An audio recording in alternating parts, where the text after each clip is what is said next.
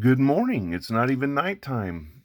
It's a lovely Saturday, and before I get out and start working in my garden, I thought I'd check my mail, and I have another package of banknotes from a great supplier of mine in the state of Washington. I am very pleased to share these with you, and I was surprised at the popular response of these unpacking videos with the last one I did. So, it seems like there's been a lot lately since I don't have much to do except stay at home and shop.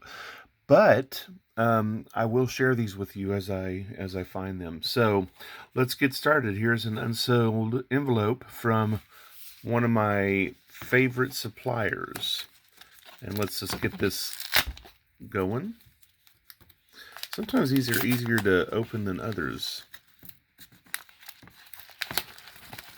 And I typically don't have to worry about tearing a note because they are sent so well packaged. Let's see if I can't get that pulled out of here. All right. Second layer. I always do a checkoff after I'm off camera, but this is usually the list of what I've ordered, so.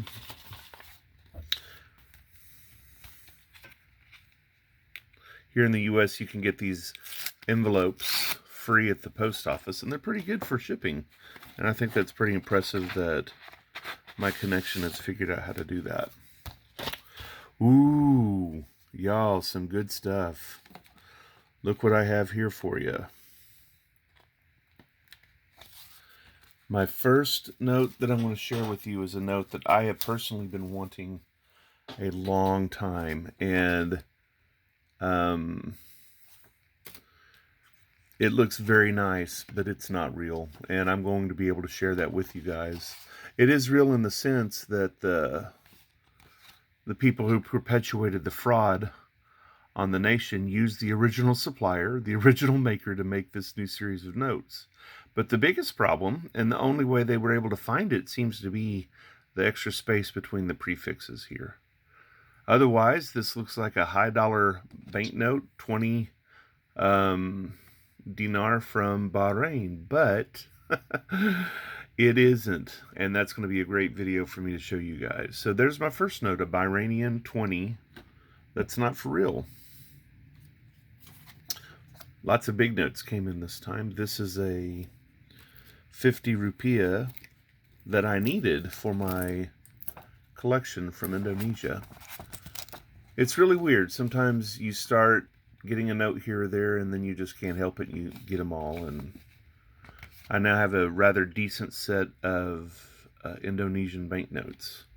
It's a pleasure for me to get things that are so rich in ethnicity. Next note is 100 birr from Ethiopia. And these are all fitting in my oversized holders today. These 100 birrs, you'd think, being the largest note in a nation, would be a little bit pricier than they are, but they're not. They're nice. They update the security features regularly, and on the back, one of my favorite themes, scientists in a laboratory. That'll be a fun note to share with you guys later. Ooh. I almost hate calling myself a collector when I realize that for the longest time I didn't have anything from the Falkland Islands banknote wise. I have a lot of their coins, but this is the first Falkland Island note I have. And I have a friend in Hong Kong who'd love this note because it's red. He probably already has it already. There you have some delicious looking penguins on the left and a dishy queen there on the right. And all these scenes from the islands. So more great notes to share with my friends. Now this note is interesting because it is from Ghana, which in and of itself is not what makes this interesting. But what makes this interesting is the chocolate pods, or the cacao pods you see here on the right hand side. When I lived in Korea, I found a chocolate bar that was way more intense than the Hershey bars I've grown up with, and it was called Ghana. And I was like, Ghana? I never really considered that it was a chocolate note or a chocolate producing country, but it is. In fact, the theme of cacao and chocolate is predominant on earlier banknotes of Ghana, and I can't wait to share that with you. Also, you may not have known this, and I learned this whenever I visited Jamaica. When you cut open one of these fresh pods off of a tree and you actually eat the cacao bean inside, it's soft and it's wrapped in like a juicy little package, and it tastes very much like a strawberry. It doesn't get its deep chocolate flavor until it's been fermenting and sitting and dried a bit. So I wonder if that's why chocolate and strawberry go so well together, because at different stages in its development, they taste alike. Research, I'm going to have to commit and do before my next video. Here we go, it'll barely fit. This is a 50 birr from Ethiopia. This is a new denomination for me to have in my collection. It's not one I had before. With its nice designs, you can see that it's one of the more recent notes from Ethiopia. Some ruins on the backside. Love, love, love going to be able to handle that with you guys. I do a lot of Indian notes by type, and so I was pleased to be able to get this little 10 rupees to share with you guys. I remember for years I was like, where's the A? Where is the L? Where's the K? And boom, there they were right there under the serial number all the time. Love these little notes and finding out what is going to be on them. Now, I can't give you too much information on this note because I really don't have too much information on this note. But it was one I didn't seem to have in the catalog, so picked it up. I enjoy having a one note from one country kind of thing going on.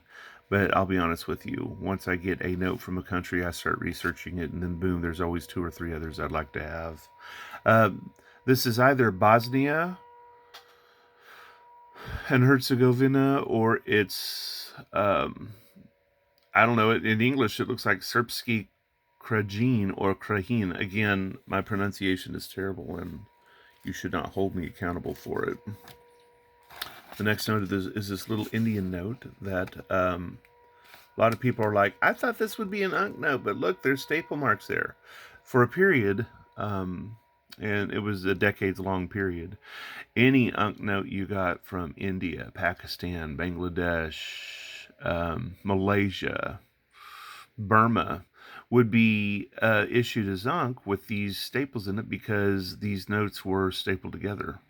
And that's how they were issued. So you can still call it an Ankh note with the typical pinholes due to stapling. And sometimes it's possible to have an Ankh note with a little bit of rust on it because the staples were steel, apparently. Or, yeah, well, they rusted easily. And it has a theme on the back that I really enjoy. 2 of them, actually. A coin, and then, of course, anything to do with the oil field industry, since I'm from the state of Oklahoma, which used to have the world's largest known oil fields. That's been some time, though. This next note is a banknote of Iraq, and it is 1,000 dinar. And I like it for the weird, well, I say weird, the strange symbol in the middle that, I don't know, always made me think of a windmill or the sun or some sort of modern interpretation of ancient art relating to the sun. Ah, another one of those Krahina notes from the mystery country that I haven't been able to remember where it's from. I'll look at the packing paper and then we'll go for it. I think, you know, being Native American from the Cherokee tribe, that I've always liked these notes because the denomination and the lathe work in the middle makes me think of a feathered war shield. It's pretty interesting. I enjoy that note. Another note I have for you guys is from Ecuador. I always thought it was neat that Ecuador decided to stop making currency and notes and save their country a lot of money by just using the currency, the coins, and the banknotes of the United States. But when they did that, they traded some beautiful imagery and history of heroes of their own nation for that of the dead presidents of the United States. Lovely, colorful banknotes that, I don't know, deserve to be circulated again. If I'm honest, it's kind of how I feel. And then the second little packet of notes. We have another 20 rupee, this time with the smiling visage of Gandhi. And seems like every time I do some research on Gandhi, I find another neat little nugget of information. Very excited to pass that on. Another nice little note from Ethiopia, this time with the lovely smiling maiden and some basket work. You know, as a small focus, you can get a lot of notes that have weaving on it of straw and such, and you can either have banknotes that show straw and straw products woven, or just weaving in general. And what an excuse to be colorful in a banknote. Love the agriculture scenes on the backs of these notes. It's followed with a 10 rupee of India, another type that I didn't have in my collection. You know, now that Numista does banknotes, it's kind of fun to search and pull up the notes of a nation and then see a little blue check mark every time you have one of a type. If you see that you have a double check mark, that means you have every known variety of a type. So I enjoy that aspect. This is a neat little 2 rupee of India, and it has one of my favorite subtopics to collect on there, the tiger. So pretty excited to have that. And sometimes you can get an unk note from India where the staples are a little bit more discreetly placed, so you don't even notice them as part of your unk note. And of course, when you look at the back image, you don't even notice them at all unless I pointed them out to you here or here. Very exciting. All right, the next note I have to show you is from the Bank of Ghana, and it is the regular circulating type of the new 5 cedis. I have actually a commemorative version of this note, and for the same reason, I decided to buy the design again, is because it's not the commemorative version, and when you turn it over, it relates to the oil field industry.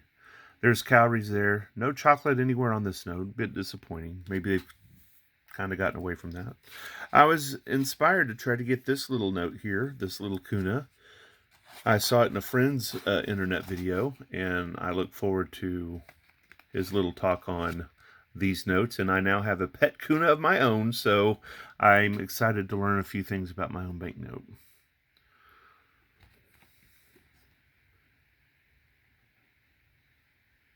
Kind of neat is a blueprint of, I guess, the castle or the house, or maybe a town. I don't know. Hopefully it'll be covered in the video that I watch with my friends. This is probably the most expensive note I purchased this time around. It is another note from Indonesia, and I had paused in my purchase of it because I don't typically like to spend this much on a note, but this is one of the first polymer notes of Indonesia, and it was not popular when it came out. They had a paper version, I believe, both before and after this note. This is one of the earlier ones, and you can see it kind of shares a hologram embedded within the clear circle, similar to the very first modern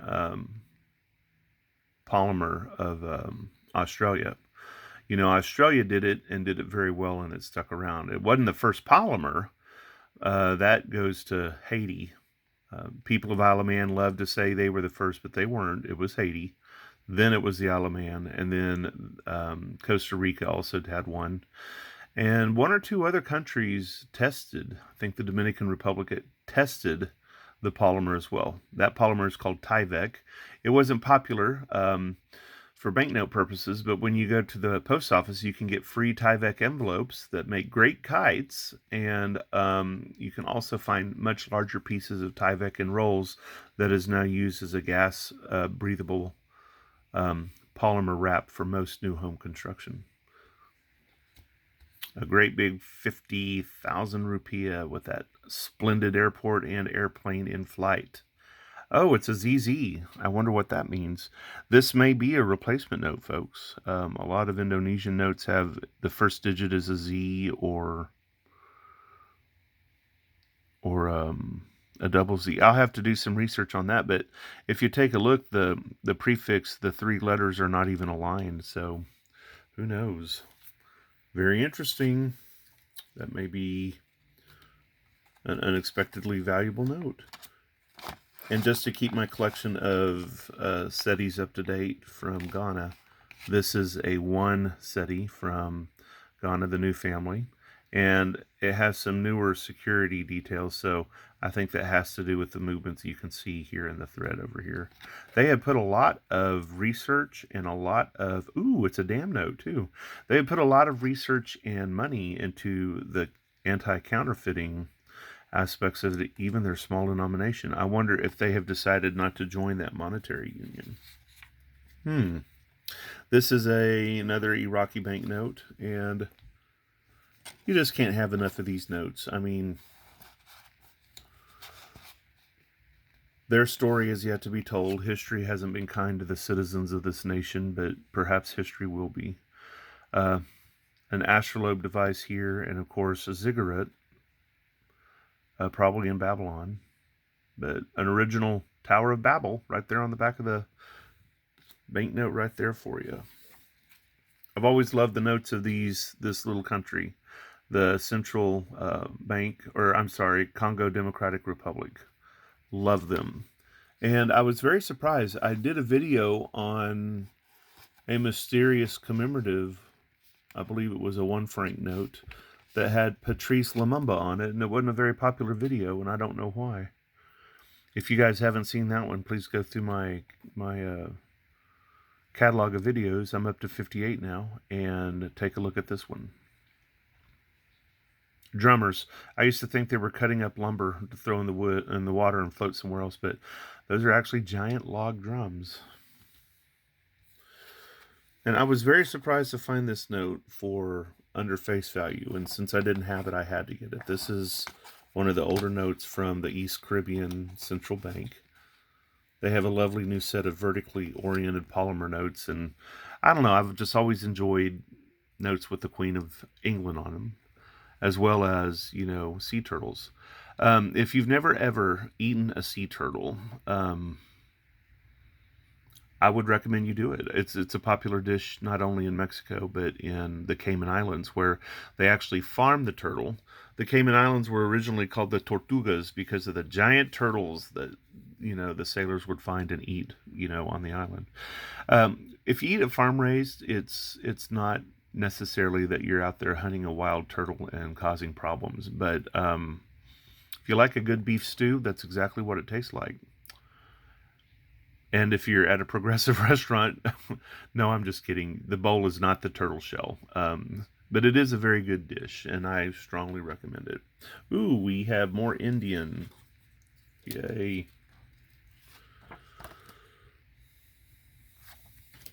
I sometimes get exhausted with nations that have so many underletters and signatures, but they're getting pretty serious about having a really nice signatures for all of the notes in a given category on Numista, and it's still a while, but the template has been set up and it's going to be out there, so anybody should be able to go directly to a listing and be able to identify the subtype they have to the signatures they have. I mean, it's kind of a neat idea.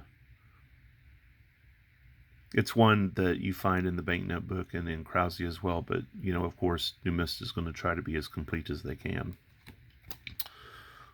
Lovely Parliament of India. India is a nation that I really, really want to visit someday. They have a mahjong tradition in India and in Nepal.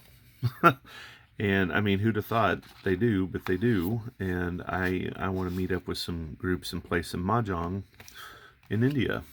This is a polymer note from Chile. And I don't know, Chile currency has always been a little blah to me, but I do enjoy their series since they started making them polymer. There's a neat wheel device there. They actually use their frame as a frame for a picture. And lovely mountain scene. And there you have vicuna or a llama, maybe. I hear they're delicious. I guess you have to have the right dipping sauce, though. And then this was sent to me in its own card. I enjoy these older notes of Guinea.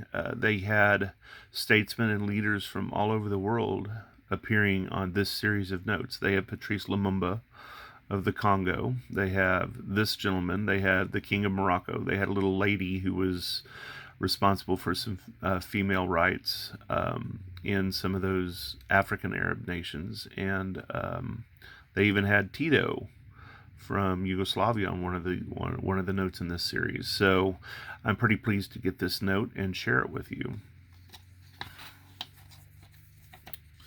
It's kind of big and oversized, so I suspect that I'll put it right back in that card until I get a large holder. Yeah, this will not fit in my large holder. But while I have it out, let's take a look at it. We have the beautiful front of the note. And then we have the very interesting Tonka toy version of the back of the note. I don't know any little boy here in Oklahoma who did not have little toys that looked like these growing up, only these are the real thing and much, much larger. All right, so I'm very excited to use some of these notes as part of my research and part of my presentations for you guys, and I certainly hope I'll get and benefit from your feedback as to which one you want to see and which one you want to know more about. Although, in all honesty, over the next months, I'll probably do quite a number of these anyway for you guys. But let me know what you think. Subscribe to my page if you haven't done so. Like and comment. Comment frequently and freely. I tend to approve all the comments because I think everybody would like to see a microcosm of what people were thinking while they looked at the notes. I'm very excited to be able to do this for you guys. I'm very excited for what I'm doing with Numista, and I'm very excited for how my collection is growing. I'm Benjamin. This has been Banknotes with Benjamin. Please visit my YouTube channel, like and subscribe. Have a jewel of a day.